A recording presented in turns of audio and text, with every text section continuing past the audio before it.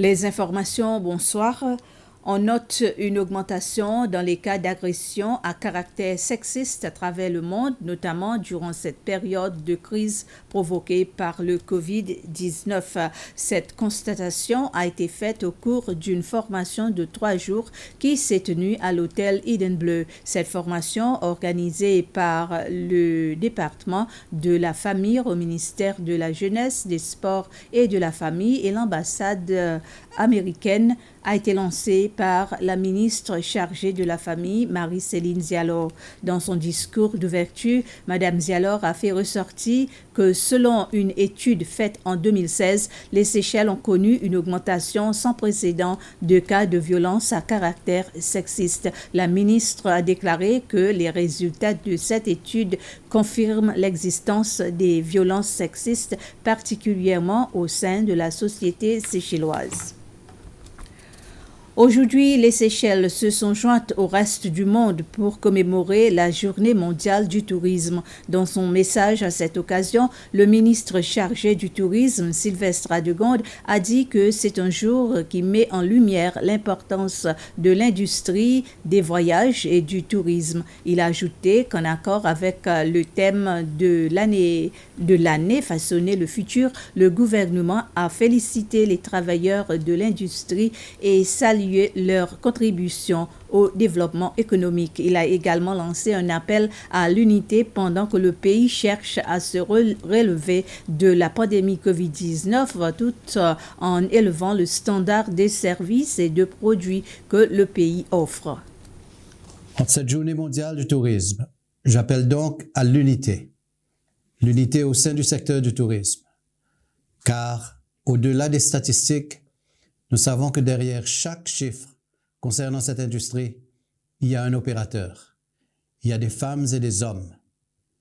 Ainsi, pour élever notre industrie du tourisme à des normes supérieures et surmonter les défis à venir, sans marginaliser personne, nous devons unir nos forces en partageant tous la même vision et le même désir de voir le tourisme prospérer en travaillant surtout ensemble. Nous en sortirons triomphants. Cela ne fait guère de doute.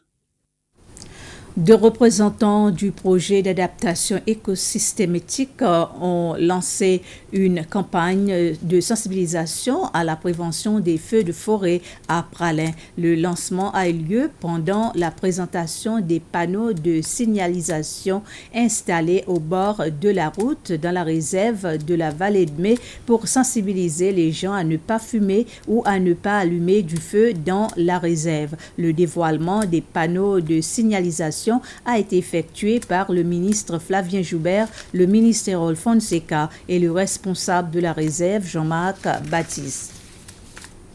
Des personnes venues de différentes entreprises ont participé à une séance de formation sur les incendies et la sécurité aux côtés des officiers de l'Agence des services des incendies et des secours de Pralin. Ils ont récemment obtenu leur attestation pendant une courte cérémonie au poste des sapeurs-pompiers à Île-Ève, dans le district de Bézétane. Le ministre des Affaires internes, Errol Fonseca, et le ministre de l'Agriculture, du Changement climatique et de l'Environnement, Flavien Joubert, faisaient partie des invités à cette cérémonie.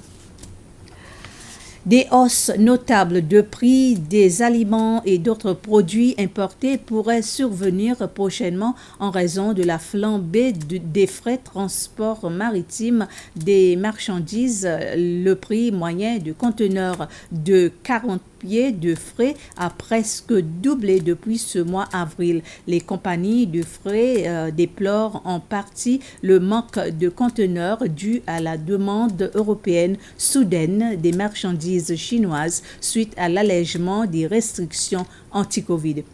SBC a appris que cette situation mondiale va sans doute avoir de la répercussion sur les prix intérieurs. Cela pourrait affecter considérablement le prix de certaines commodités comme les couches et jouets pour enfants et les articles ménagers.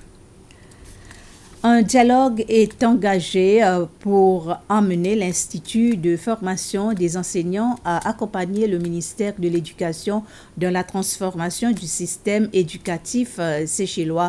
C'est la déclaration faite ce matin par le ministre de l'Éducation, Dr Justin Valentin, pendant sa visite à l'Institut national de formation des enseignants. Le ministre a en effet demandé à cet établissement l'appui de cette institution dans la transformation du système éducatif entreprise par son ministère. Cette visite s'inscrit dans la suite des visites de familiarisation dans les centres nationaux de formation professionnelle. Le ministre était accompagné des hauts fonctionnaires de son ministère. Ainsi s'achève ce flash d'information. Merci de votre attention.